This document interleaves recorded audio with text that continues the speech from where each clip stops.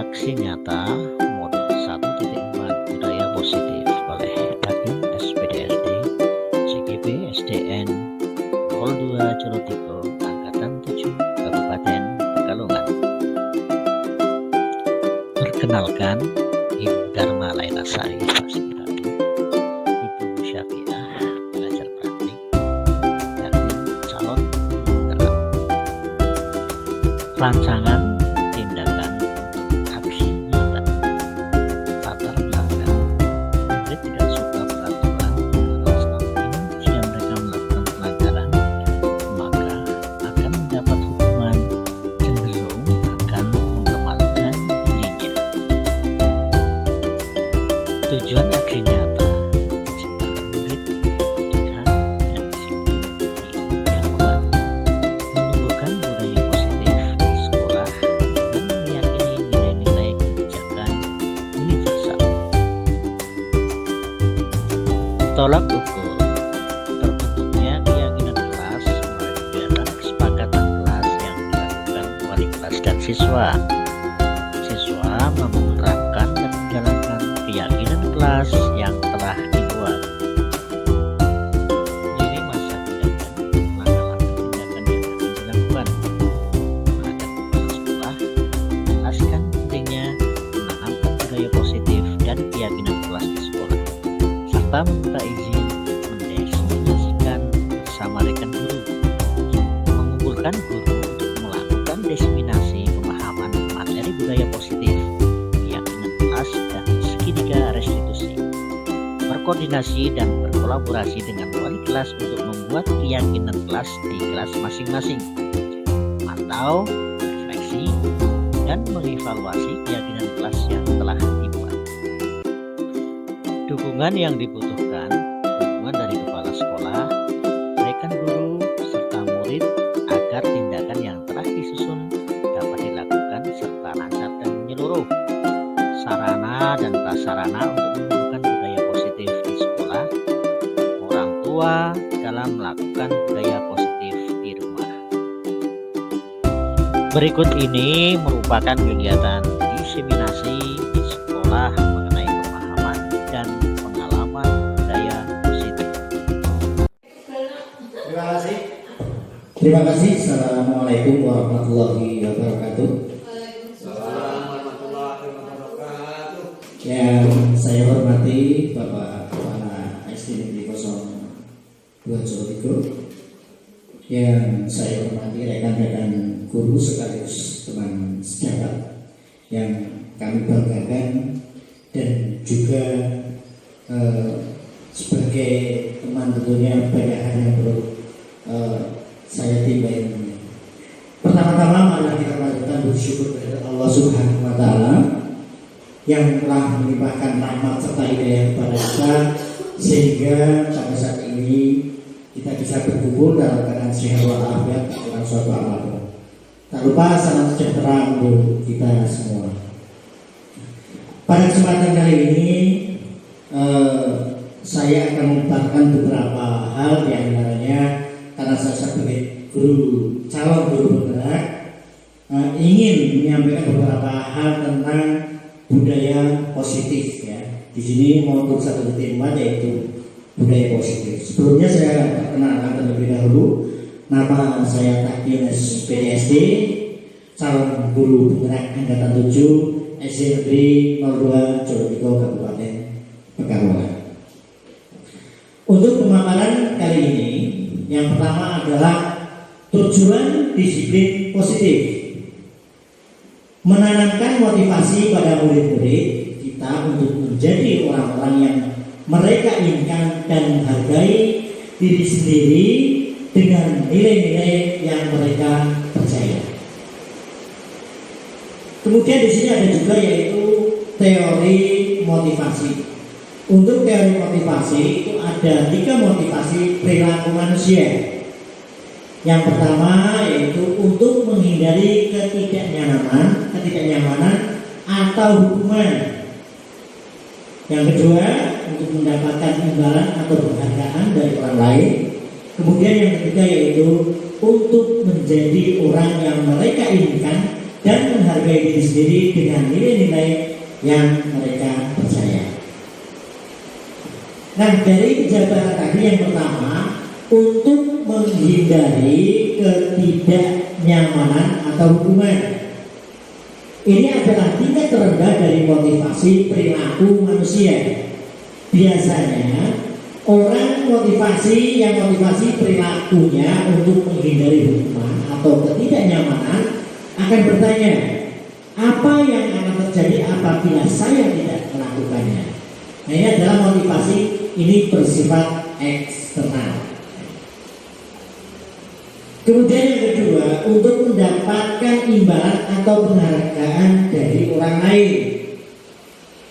Satu tingkat di atas motivasi yang pertama, di sini orang berperilaku untuk mendapatkan imbalan atau penghargaan dari orang lain.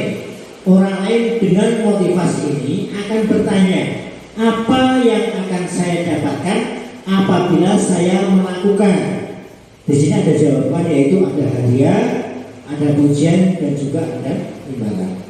Nah, ini adalah merupakan motivasi ini juga bersifat eksternal. Kemudian selain yang saya jabarkan tadi, juga ada 5 kebutuhan dasar manusia.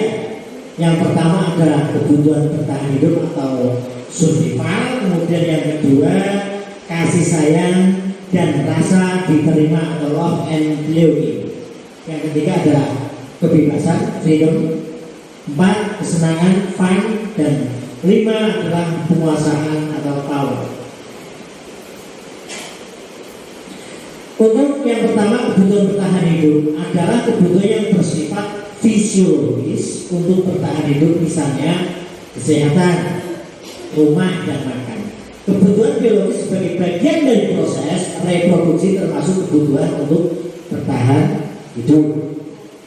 2, yaitu kasih sayang dan rasa diterima atau kebutuhan diterima. Kebutuhan ini dan 3 kebutuhan berikutnya adalah kebutuhan psikologis. Kebutuhan untuk disayangi dan diterima meliputi kebutuhan dan hubungan dan koneksi sosial. Kebutuhan untuk memberi dan menerima kasih sayang dan kebutuhan untuk merasa menjadi bagian dari satu kelompok. Ya. Kemudian yang ketiga adalah penguasaan atau kebutuhan pengakuan atas kemampuan. Kebutuhan ini berhubungan dengan kekuatan untuk mencapai sesuatu, menjadi kompeten, menjadi terampil, diakui atas prestasi dan keterampilan kita, didengarkan dan memiliki rasa harga diri. Anak-anak yang memiliki kebutuhan dasar akan penguasaan yang tinggi biasanya selalu ingin menjadi pemimpin. Kemudian yang keempat adalah kebebasan atau kebutuhan akan pilihan. Kebutuhan untuk bebas adalah kebutuhan akan kemandirian, otonomi, memiliki pilihan, dan mampu mengendalikan arah hidup seseorang. Anak-anak dengan kebutuhan kebebasan yang tinggi menginginkan pilihan mereka, perlu banyak bergerak, suka mencoba-coba, tidak terlalu terpengaruh oleh orang lain, dan senang mencoba hal baru dan menarik. Kemudian yang berikutnya ini adalah posisi kontrol. Ini biasa kita lakukan sebagai guru, maka kita harus bisa mengambil dari 5 posisi kontrol tersebut.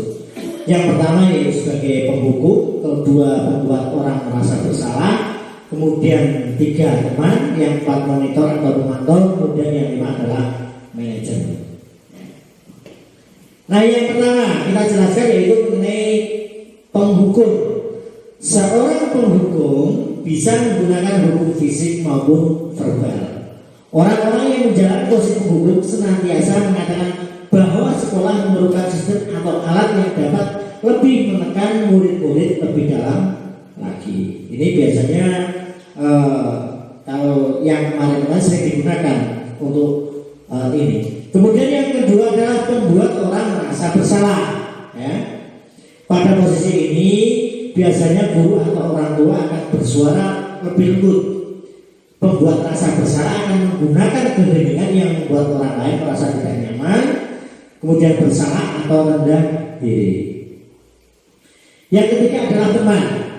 Guru pada posisi ini tidak akan menyakiti murid, ya, namun akan tetap berupaya mengontrol murid melalui pendekatan persuasif.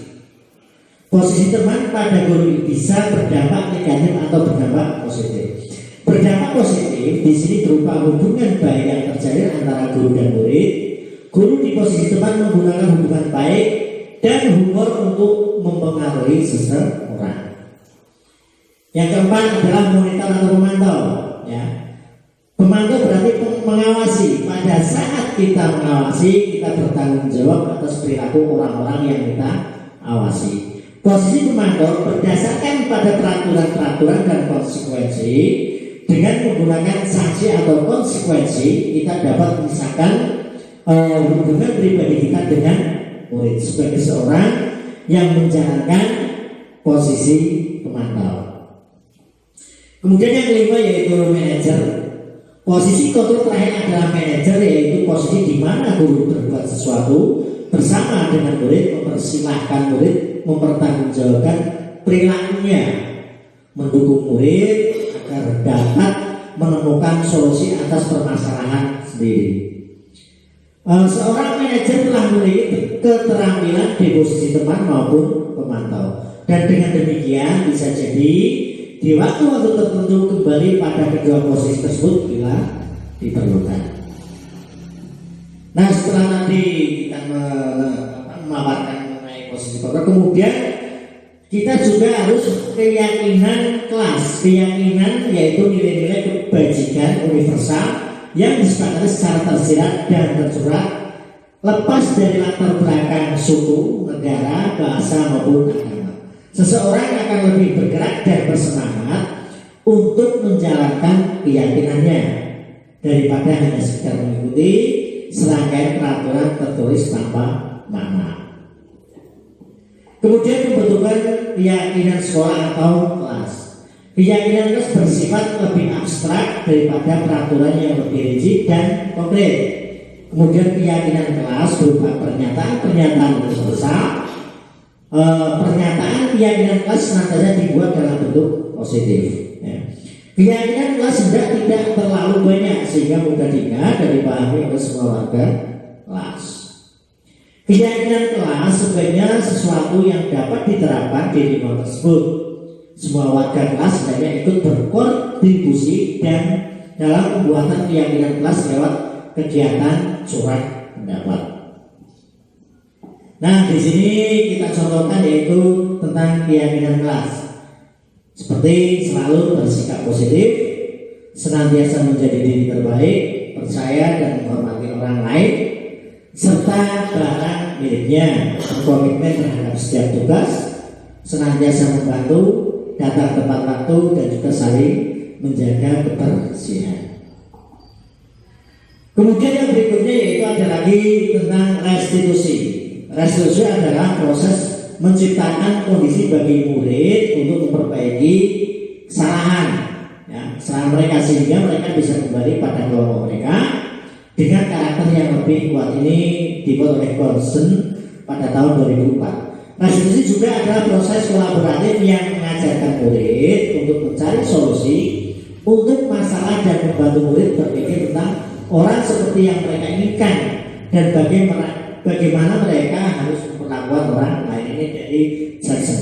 Kemudian segitiga restitusi. Segitiga restitusi adalah suatu proses atau dialog yang dijalankan oleh guru atau orang tua agar dapat menghasilkan murid yang mandiri dan bertanggung jawab. Ya. Kemudian langkah-langkahnya seperti apa? Untuk langkah-langkah restitusi adalah pertama adalah menstabilkan identitas, kemudian juga memvalidasi tindakan yang salah, dan ketiga yaitu menanyakan keyakinan. Nah, ini adalah bentuk-bentuk daripada segitiga restitusi. Mungkin kita semua sebenarnya sudah pernah melaksanakan untuk segitiga restitusi sendiri, cuma terkadang belum menyadarinya, ya. Yaitu seperti kita menanyakan permasalahan. Biasanya dalam suatu kelas atau lingkungan sekolah ini terjadi permasalahan anak. Nah, ketika itu terjadi, ini yang lebih efektif kita tidak menggunakan, yaitu seperti tadi itu adalah seperti menghukum, melainkan kita menggunakan tindakan-tindakan segitiga restitusi. Dan cara apa? kita kita panggil anaknya, kemudian kita tanyakan kenapa mereka itu mendapatkan permasalahan.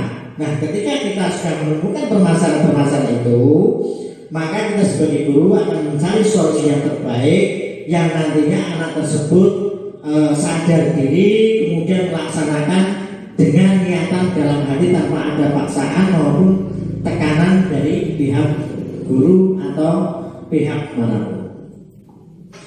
Demikian pemaparan dari saya mengenai budaya positif yang ada di sekolah, dan atas semuanya kami ucapkan banyak-banyak terima kasih. Semoga bermanfaat bagi kita semua, terutama bagi diri kita sendiri, diri saya sendiri, kemudian juga panjenengan semua agar bisa melaksanakan yang tadi saya sampaikan. Wabillahi taufiq wal hidayah. Assalamualaikum warahmatullahi wabarakatuh. Waalaikumsalam warahmatullahi wabarakatuh.